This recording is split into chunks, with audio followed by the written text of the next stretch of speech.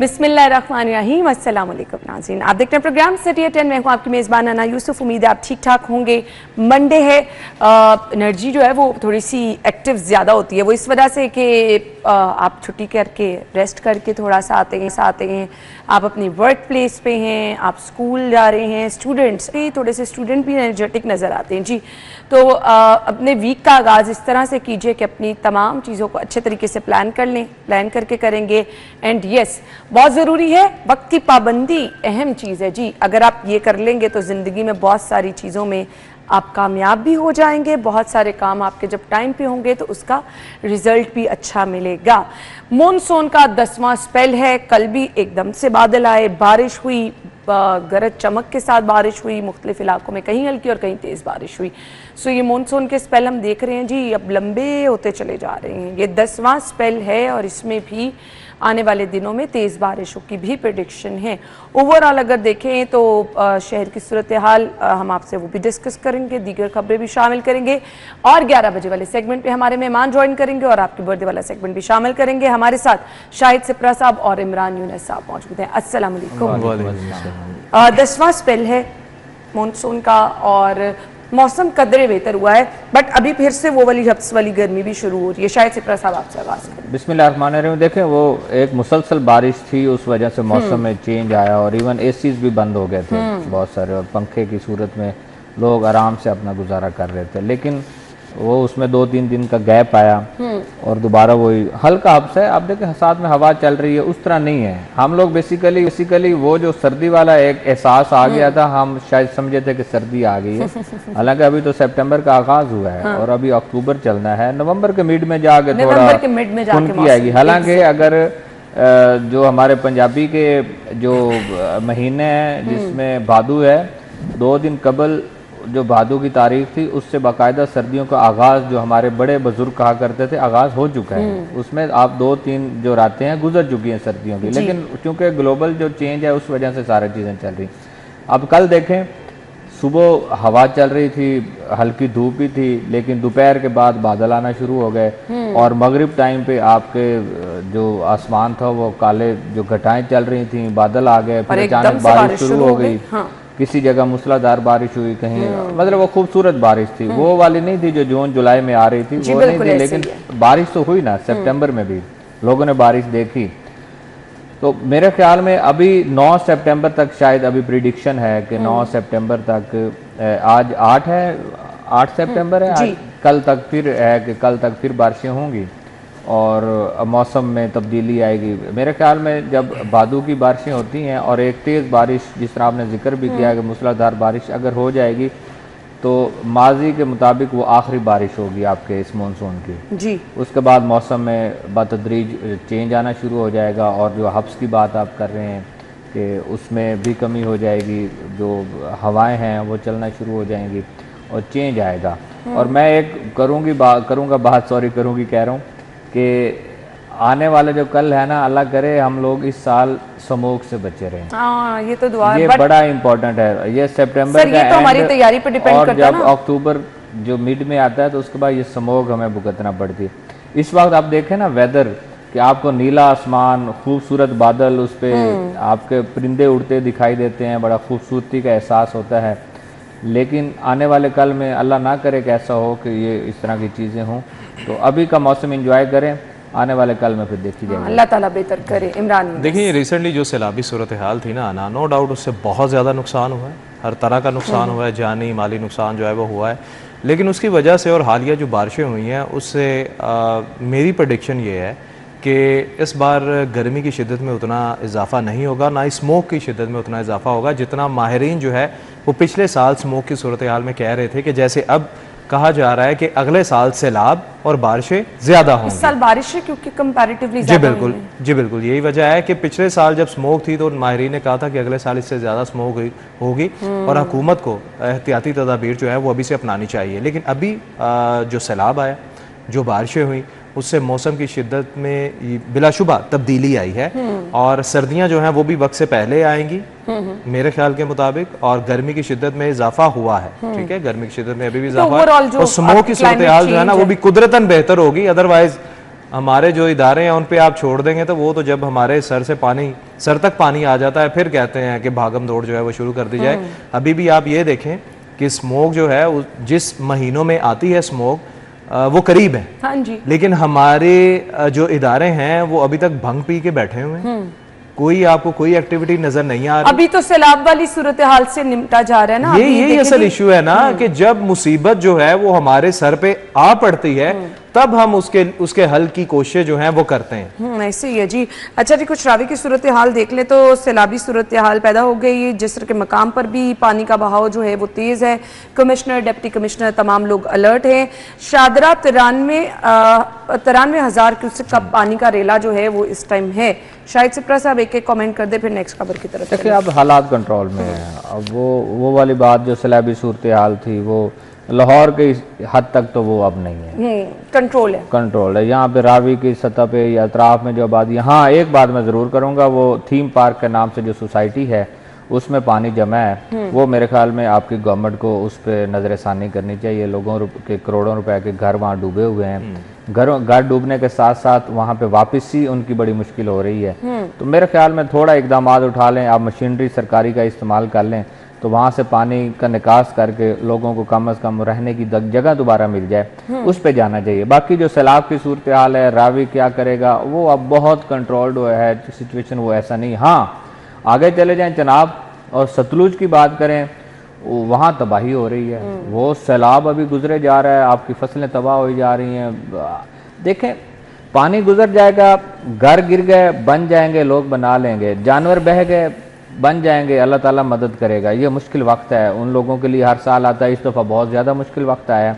लेकिन इसके बाद जो मुतासरीन में शामिल होंगे लोग क्या होगी, जो आपकी वबाई अमराज फैलेंगी, उनको मेडिसिन किस तरह मिलेंगी, स्कूल जाने के लिए लोगों को किस तरह स्कूल जो है उसका रुख करेंगे, सड़कें जो टूट गई, इंफ्रास्ट्रक्चर आपका सारा तबाह हो गया, वो किस तरह बनेंगे। जो बाली का काम है वो ज्यादा बड़ा इशू है। मैं कहता हूँ ये सबसे ज्यादा और फिर अजनास की जो कमी है आपकी, आप कहते हैं ना पंजाब सारा एग्रीकल्चर है और ज़राअत पर मुनहसिर है, आपकी फसलें जितना गन्ना है वो तबाह हो गया, मुसलसल पानी की वजह से तबाह हुआ। 4-5 दिन का पानी गन्ने का कुछ नहीं कहता, लेकिन चूंकि ये मुसलसल चलता जा रहा है वो तबाह हो गया। आपका धान सारा गया, चावल भी चला गया। कपास किसी इलाके में, कम इलाकों में अब लगती है, लेकिन मुल्तान के अतराफ में कपास ज़्यादा लगती थी, खानेवाल मुल्तान और इस अतराफ में कपास भी गई आपकी। मुझे बताएं आपकी जो मेजर फसलें हैं वो सारी तबाही के ध्यान पे आ गई हैं, और आने वाले कल में वबाई अमराज, वबाई चीज़ें ये अपनी जगह पे है। अजनास की जो कमी है, जो सब्जियों की कमी होगी, आपके बाकी चीज़ों की कमी होगी, वो एक मुश्किल मरला होगा। मरियम औरंगजेब साहिबा की जानिब से कि 14 लाख एकड़ पर फसलें तबाह हुई हैं, तो इसके नतीजे आगे जाकर भुगतने आप पड़ेंगे। देखिएगा, ये हम रावी की बात करते हैं, ये जब इसके साइड इफेक्ट्स आना शुरू बल्कि हो गए हैं। आपके शहर में जो सब्जी आएगी, आपके शहर में जो फल आएगा और बाकी चीजें आएंगी, वो देखिएगा इसमें अब रेट्स में फर्क आएगा। एक तो मसनूई किल्लत पैदा करना हम चूंकि कर लेते होते हैं, बड़ा आसान होता है, लेकिन ये जिन इलाकों को सैलाब ने इस दफा मुतासिर किया है, वही इलाके पंजाब को ज्यादा फीड करने वाले हैं, वही अजनास की पैदावार करने वाले हैं, वहीं पे काश्तकार है, वहीं पे जिम्मेदार है, वहीं पे सारे कुछ है, लेकिन वो मुतासिर हुए हैं।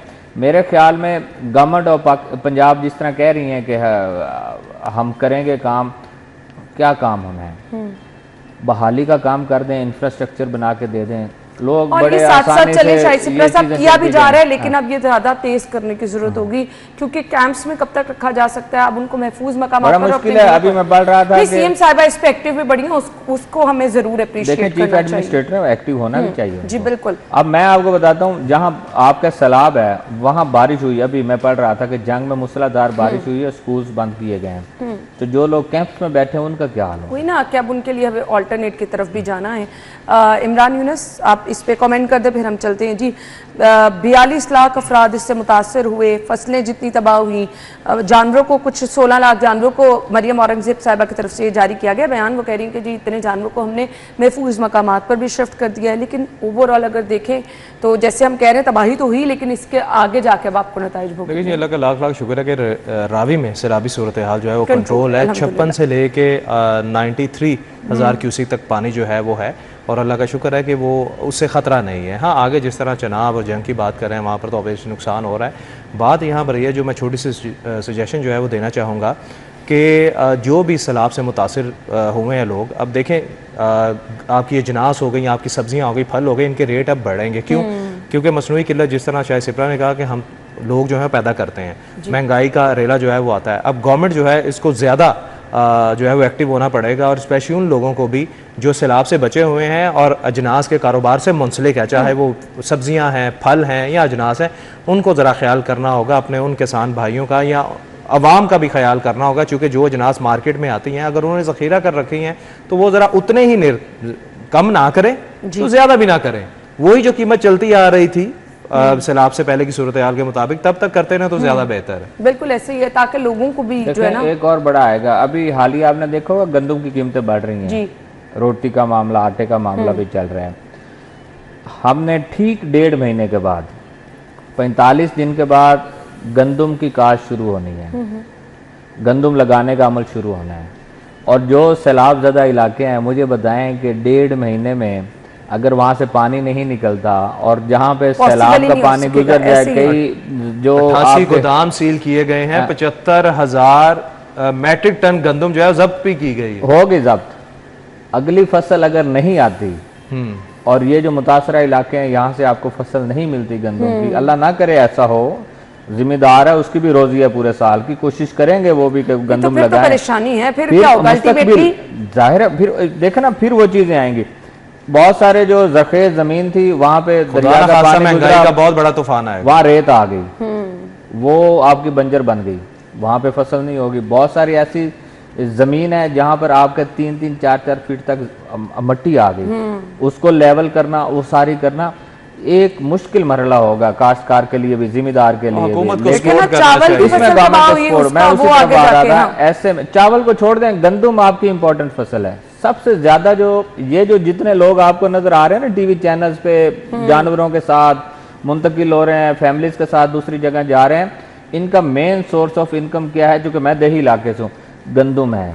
और गंदम ऐसी फसल है कि जो कम ज़रख़ेज़ ज़मीन है वहाँ भी उगाई जाए तो वह वहाँ भी हो जाती है। गंदम जब फसल आ जाती है, फिर शादियाँ भी होती हैं, फिर सारे इनके इवेंट्स भी होते हैं, देही इलाकों में ये सारी चीज़ें देखी जाती हैं। मेरे ख्याल में ऐसे हालात में अगर किसान मुश्किल में है, काश्तकार मुश्किल में है, तो उनकी बहाली के लिए सबसे पहले उनकी बंजर जमीन को जरखेज करना बिल्कुल। और इसके लिए नो डाउट जब तक हुकूमती सतह से मदद नहीं की जाएगी तो पॉसिबल नहीं चीज़ें आसान हो सकेंगी। हम ब्रेक की तरफ जाएंगे, फिर अगली खबर की तरफ आएंगे। स्टे विद अस।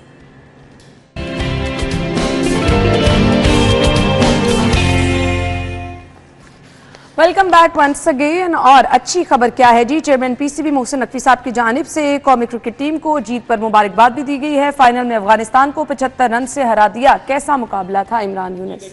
ये ट्राई नेशन जो सीरीज़ थी, इसमें हम देखें तो यूएई की जो टीम है जो कि होस्ट भी थी, उसने बड़ी अच्छी नई टीम उभर कर सामने आई है। और जो पाकिस्तान और अफगानिस्तान के दरमियान मैचेस रहे हैं, पहला मैच भी पाकिस्तान ने हराया अफगानिस्तान को, फिर अफगानिस्तान ने भी पाकिस्तान को एक मैच हराया, तो काफ़ी टफ मुकाबला जो है वो नज़र आ रहा था।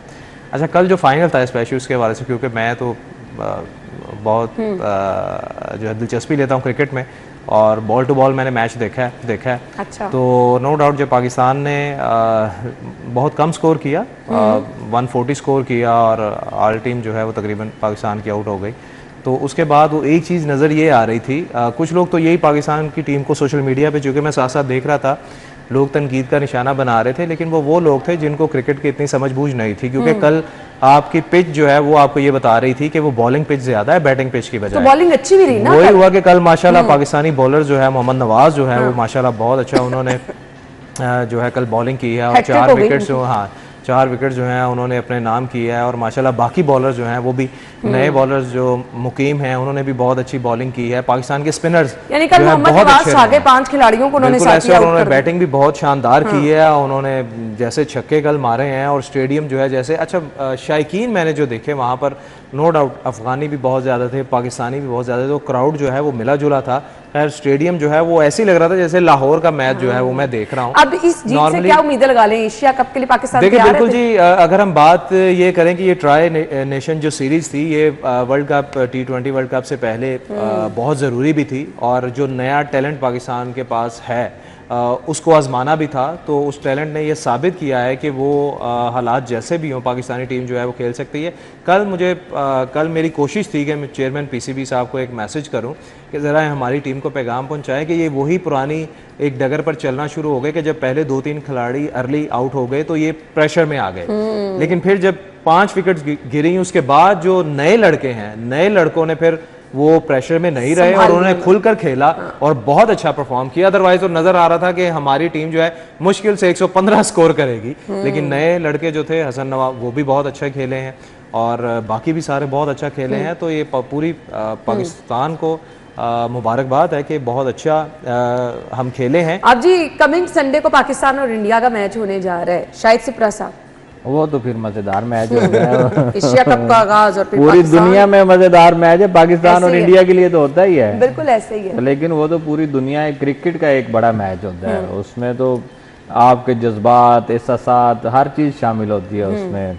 और फिर जंग जीतने के बाद जो मैच होगा वो तो सवाद ही को जोड़ बिल्कुल ऐसे ही तो वो तो देखने के काबिल होगा। अभी से ही हमारी दुआएं जो है तो ये जो हालिया मैच जो है, अफगानिस्तान का जो क्राउड है, अफगानिस्तान के जो बाशिंदे हैं वो, और पाकिस्तान का जब मैच होता है तो वो भी अब इंडिया पाकिस्तान की तरह बड़ा जज्बाती मैच होता है। और उन्होंने कहा भी है कि हम एशिया की बेस्ट टीम है।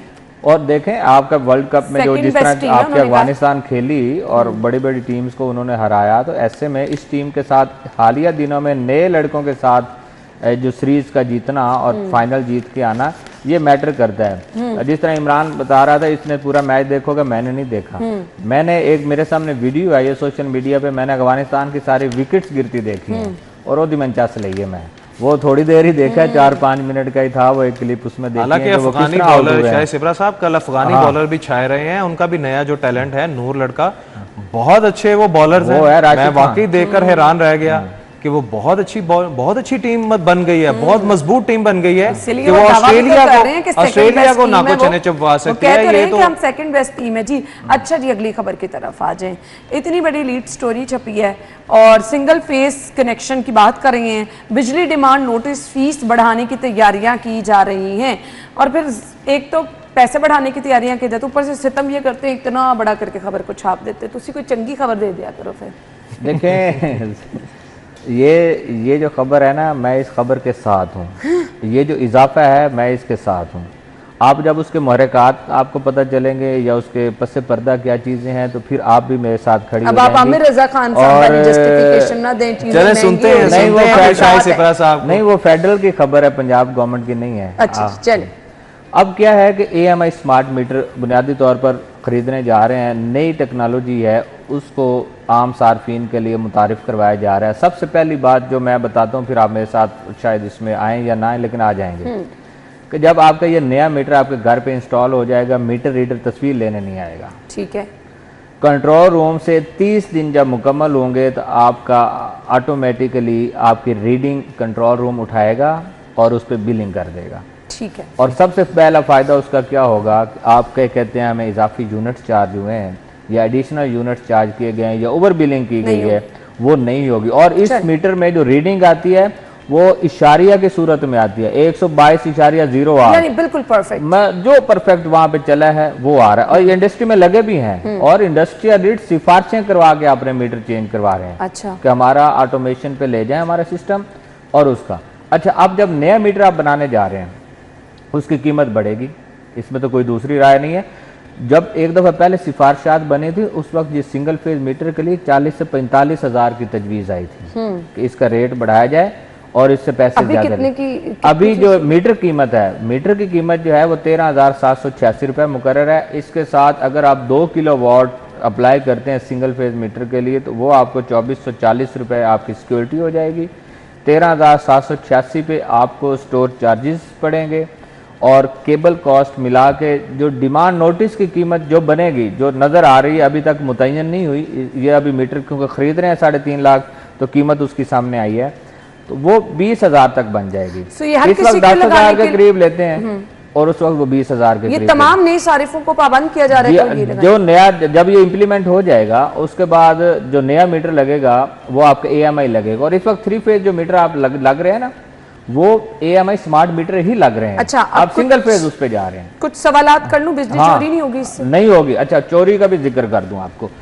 इसको जब भी आप छेड़खानी करेंगे तो सिग्नल कंट्रोल रूम में मिलेगा। अच्छा। और ये 20-25 दिन पहले एक वाकया हुआ भी है, एक बड़ी इंडस्ट्री पकड़ी गई है, उसका सिग्नल मिलता है हफ्ते के रोज, छुट्टी के रोज के मीटर में छेड़खानी की गई है। अच्छा। और सोमवार के रोज लेस्को की टीमें जाकर वहाँ रेड करती हैं और वो पकड़ लेती हैं।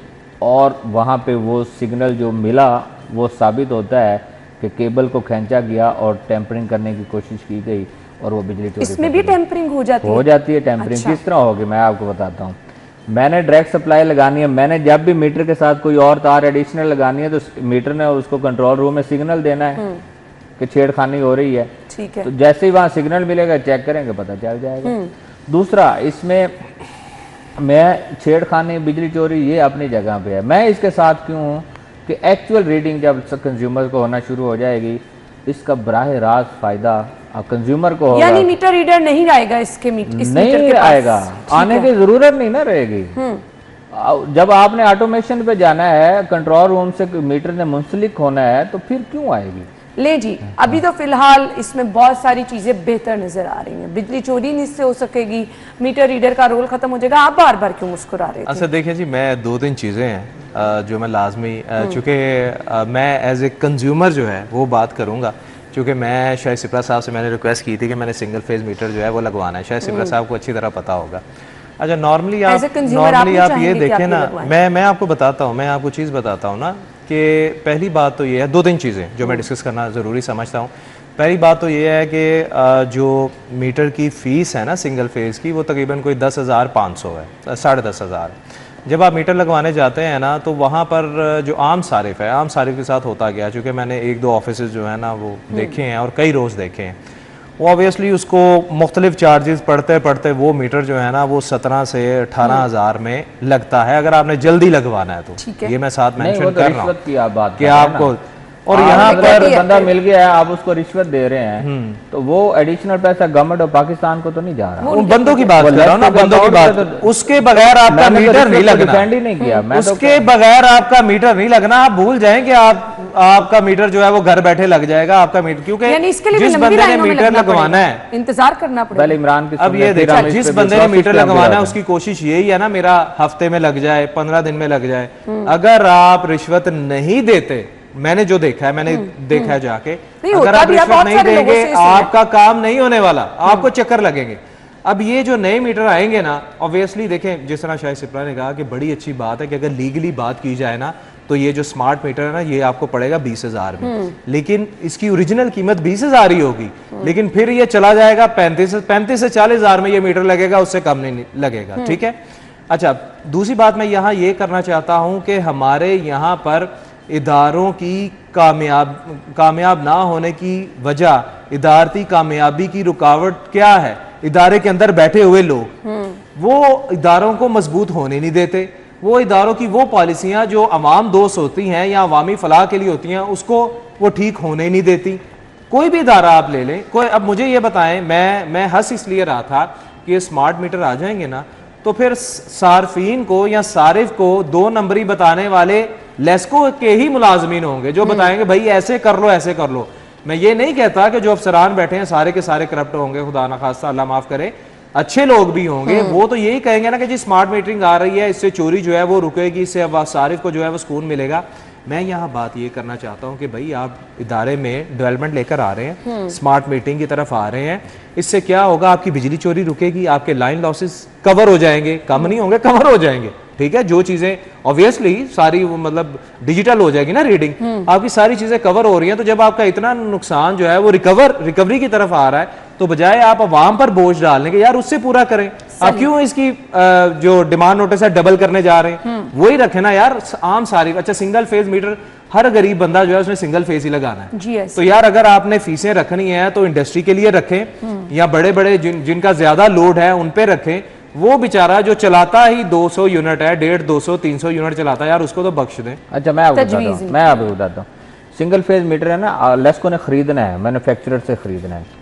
वो इस वक्त आपको मीटर बना के दे रहा है 5500 रुपए में। जब वो नया मीटर बना के दे रहा है वो 13,786 में बना के दे रहा है, उसमें वो डिवाइसेस, इंपोर्ट एक्सपोर्ट और वो सारी चीज़ें, ये चीज़ें एडिशन जब हो जाएगा तो वो मीटर की कीमत ही जब मैन्युफैक्चरर बढ़ा रहा है तो फिर लेस्को ने ऑटोमेटिकली डिमांड नोटिस तो बढ़ना है। उन्होंने डाली होंगे। एग्जैक्टली, मैं यही बात करूं, जो मटेरियल खरीदेंगे जिसका बोर्ड ऑफ डायरेक्टर्स मंजूरी दे चुका है उसके मुताबिक डीएन होगा। दूसरी जो इमरान ने बात की कि मीटर नहीं लगता, कंज्यूमर्स को ये होता है कि आज मैंने एप्लीकेशन दी है, डिमांड नोटिस मिले और अगले दिन मेरा मीटर लग जाया करते थे।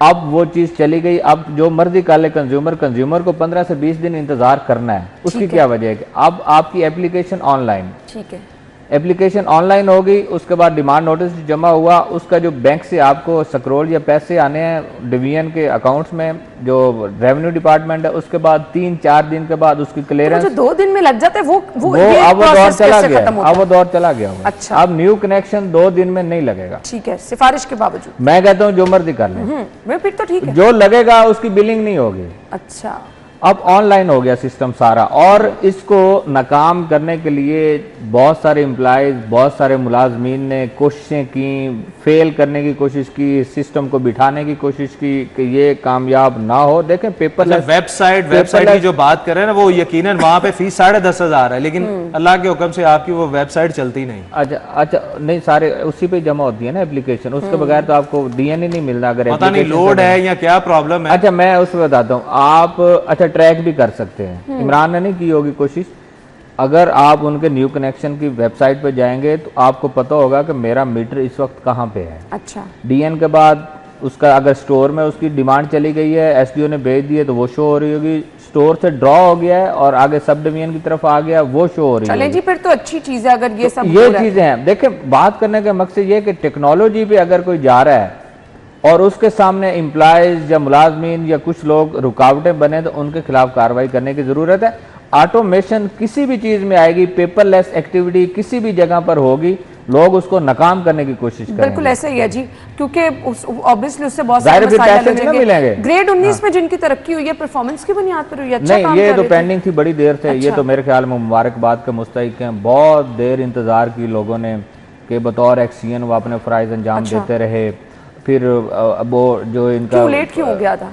देख, ये पॉलिटिक्स होती है, ये ग्रुपिंग होती है। कोई एक ग्रुप आ गया, ऊपर आके बैठ गया, वो चाहता है कि आगे नीचे जो लोग हैं उनको प्रमोट ना किया जाए। पसंद ना पसंद मैटर कर रही होती है, लेकिन मेरा ये है कि अगर सस्पेंड होना यूजुअली कितनी देर बाद होती है और ये कितनी देर बाद? देखिए, एक्सीएन ये भी मैं आपको बता, रिटायरमेंट पे डिपेंड कर रहा होता है। अच्छा, ये शायद जो अभी ग्रुप हो गया है ये खुशकिस्मत ग्रुप है कि ये ग्रेड 19 में हो गया है, क्योंकि अगले जो चीफ इंजीनियर्स हैं वो 1 साल में 2 या 3 सीटें खाली होंगी, उसके बाद आपको तकरीबन 5 से 6 साल इंतजार करना है। 2030 में या 31 में जाके चीफ इंजीनियर्स की रिटायरमेंट हैं, वो रिटायर्ड होंगे तो ग्रेड 19 जो है वो बारी आएगी। तो ये मेरे बहुत सारे दोस्त भी हैं जिनके साथ मेरा 15-15, 16 साल से ताल्लुक है, जो एसडीओ होते थे, फिर एक्सीएन बने, अब एससीज बने हैं। सही, तो मुबारकबाद अल्टीमेटली होगी प्रमोशन।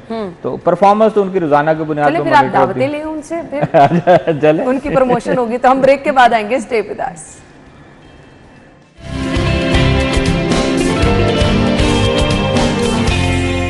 एक बार फिर से आपको खुश आमदीद कहेंगे जी। अगली खबर की तरफ चल रही है। फूड सेफ्टी टीमों की जानिब से ऑपरेशन किया गया है और आपको बताएं कि dairy shops, milk processing unit के खिलाफ कार्रवाइयां की गई, 51 मकामात की चेकिंग और 10 मुकदमा दर्ज किए गए हैं। इमरान यूनिस जी बिल्कुल, मैं देख रहा हूँ 2 दिन से आप पंजाब फूड अथॉरिटी का जो हेड ऑफिस है उसके बाहर से गुजरे तो वहाँ पर उसके ऑपोजिट रोड पर ही बड़े बड़े जो दूध के ट्रॉलर हैं वो खड़े हैं, जिनकी तादाद तकरीबन कोई 13-14 थी, जो मैंने कल रात भी देखे हैं। वो पकड़ लेते हैं? जी ये पकड़ रहे हैं।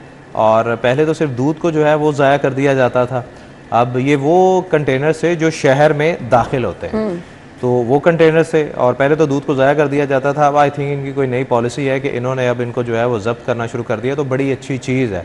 क्योंकि जब आप ऑब्वियसली उनका आमदोरफ्त का ज़रिया जो है वो जो है उसको कब्ज़े में ले लेंगे तो फिर शायद थोड़ी सी सूरत हाल जो है बेहतर हो।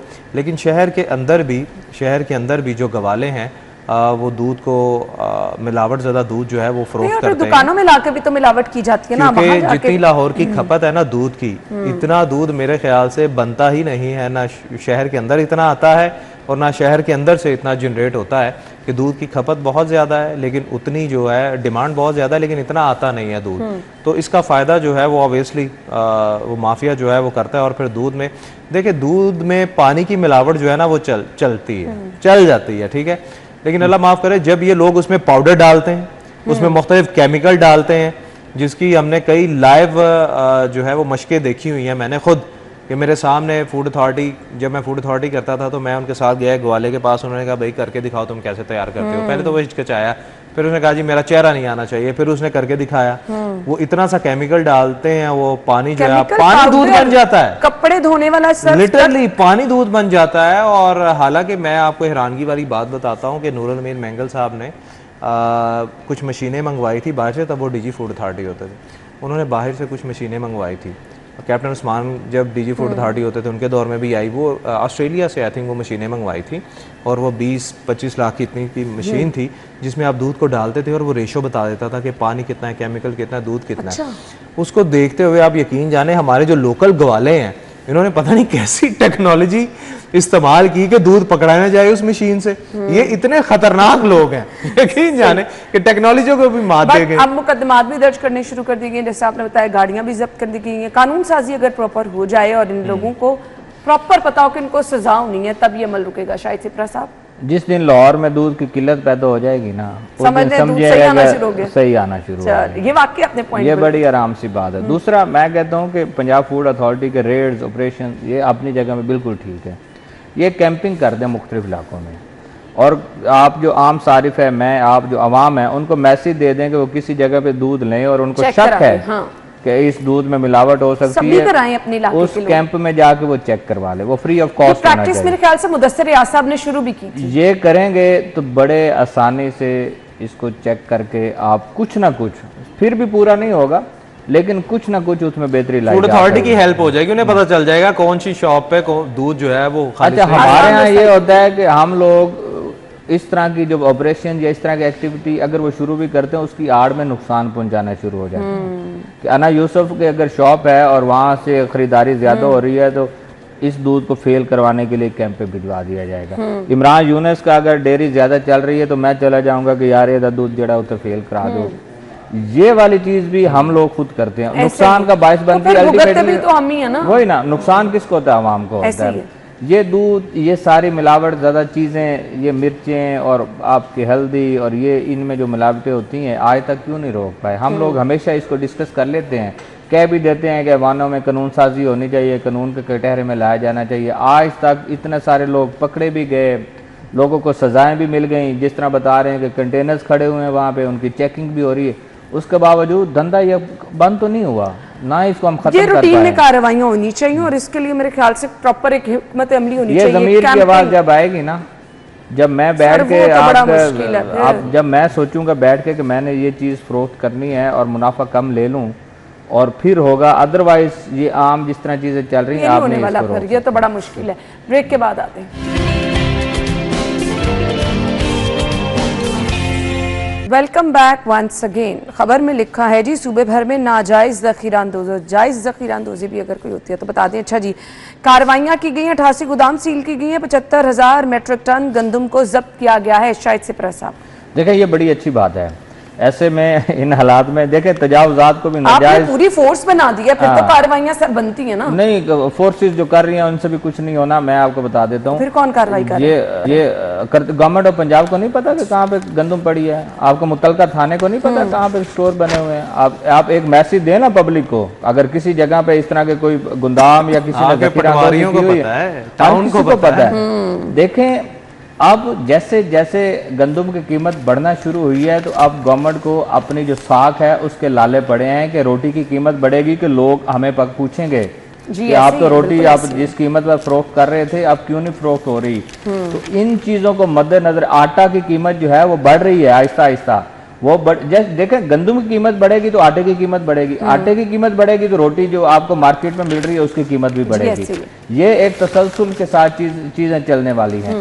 अब गवर्नमेंट के पास सबसे मसला बड़ा क्या सामने आ रहा है कि आपने रोटी और आटे की कीमत को मुस्तहकम रखना है और इसको साथ लेकर चलना है, लेकिन आपकी ओपन मार्केट में या आम जो मार्केट है उसमें गंदम की कीमत 1800 या 19 रुपए फी मन के हिसाब से इजाफा होता दिखाई दे रहा है। भाई बहुत सारे किसानों ने रोक के रखी हुई थी, हम क्यों 4000 हमारा खर्चा हुआ है, 2000 पे क्यों बेचेंगे हम ऐसे ही है, लोग, बिल्कुल। रोक के रखा। आपको याद होगा प्रोग्राम के शुरू जब ये सस्ती हो गई और गंदम किसानों ने रख ली और नहीं दी, मैंने उस वक्त भी कहा था कि 8-9 महीने बाद देखिएगा आपके साथ क्या होता है। जब ये किसान अपने गंदम नहीं बेचेंगे, अभी रोक के बैठे हुए हैं, और जब ये मार्केट में आएगी तो रेट बढ़ के आएगा।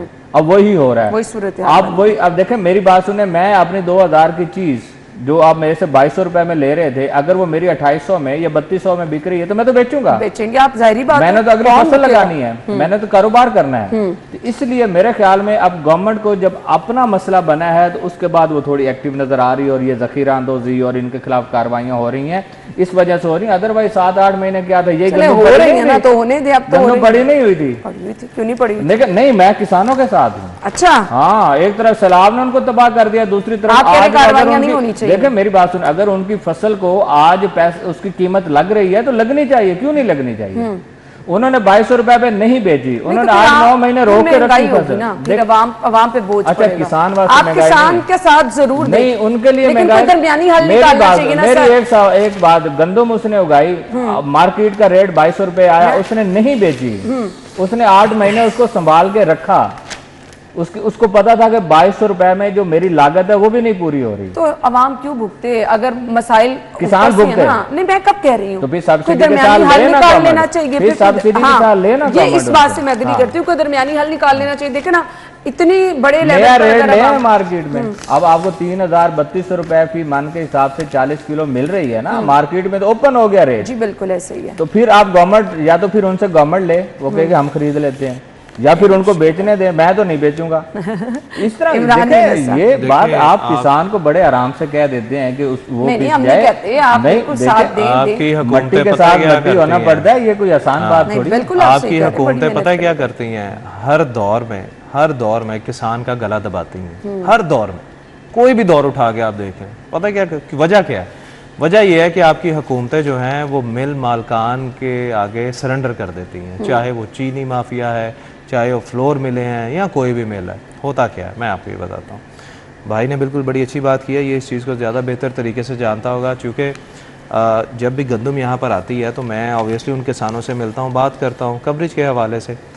किसान क्या कहते हैं? किसान ये कहते हैं कि गवर्नमेंट क्या करती है कि हमने फ़र्ज़ करें कि हमने एक फसल लगाई है गंदम की, गवर्नमेंट कहती है कि हम आपसे आधी फसल खरीदेंगे, ठीक है, आधी गंदम लेंगे, आधी हम नहीं लेंगे, वो एक कोटा होता है, ठीक है, बारदाना जिसको कहते हैं।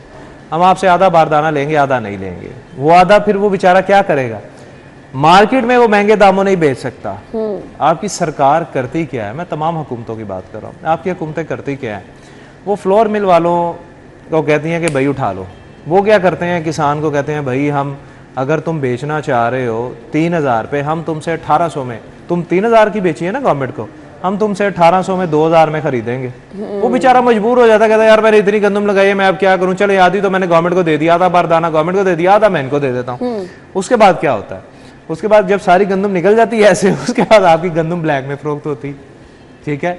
आपका जो ये फ्लोर मिल मालकान है ये इस्तेहसाल करते हैं किसान का, और उसमें आपकी गवर्नमेंट जो है प्रॉपर की शामिल होती है। बिल्कुल ऐसे ही। अब क्या कि ये क्या कहते हैं कि हम किसान को सब्सिडी दे रहे हैं। अरे किसान को सब्सिडी जो है वो इसमें नहीं चाहिए कि आप उसे कितनी गंदम खरीद रहे हैं, उसको सब्सिडी चाहिए अद्वियात में, उसको सब्सिडी चाहिए फसल लगाने में, उसको सब्सिडी चाहिए खाद में, उसको सब्सिडी चाहिए बिजली में, पानी के बिल में, हर चीज में सब्सिडी चाहिए, फिर जाके उस बेचारे को कोई फायदा होगा। सब्सिडी ये होती है, ये सब्सिडी नहीं मिलती, ठीक है, हमारे किसान को। जिस वजह से आप आज विजिट कर लें, गवर्नमेंट को कहें कि करवाएं जी, आप सर्वे करवाएं, आपका जितना किसान था ना, आधे किसान ने अपनी जमीनें खत्म करके, अपनी वाई बीजी खत्म करके वहां पर सोसाइटियां काट के बना दी। बेड़ा गर्क तो मुल्क का ऐसे हो रहा है, यानी आप इस तरफ ध्यान है नहीं किसी का। उनके मसाइल भी हल करने हैं, आपके किसान का इस्तेसाल भी ना, अच्छी गंदम आप एक्सपोर्ट कर देते हैं, और उसके बाद जब यहाँ पे जरूरत पड़ती है फिर आप महंगे दामों उसको इंपोर्ट करते हैं, जो कि नाकारा होती है। इसका कोई दरमियानी रास्ता निकालना चाहिए। ठीक है, आप नाजायज़ ज़ख़ीरा अंदोज़ों के ख़िलाफ़ कार्रवाइयाँ ज़रूर करें, बट ऐसे में ओवरऑल सूरत हाल को भी देखना गवर्नमेंट की रिस्पॉन्सिबिलिटी होती है। किसान कहाँ स्टैंड कर रहा है, उसके मसाइल क्या हैं, उसको कहाँ कहाँ प्रॉब्लम फेस करनी पड़ रही है, इस मामले को बैठ के हल करना होगा। अदरवाइज़ फिर आप कार्रवाइयाँ करते चले जाएंगे, अब चीज़ें महंगी होती चली जाएंगी, अवाम पे उसका बोझ आएगा, किसान भी मसले में रहेगा, परेशानी में रहेगा, और फिर अगर किसान खुश नहीं है तो फिर किस तरह से आप ये कह सकते हैं कि आपकी फसलें बहाल हो सकती हैं, फिर मसाइल ही मसाइल रहेंगे। थैंक यू सो मच जी, आपके बहुत वक्त का बहुत बहुत शुक्रिया। हेडलाइंस के बाद ज्वाइन करते हैं।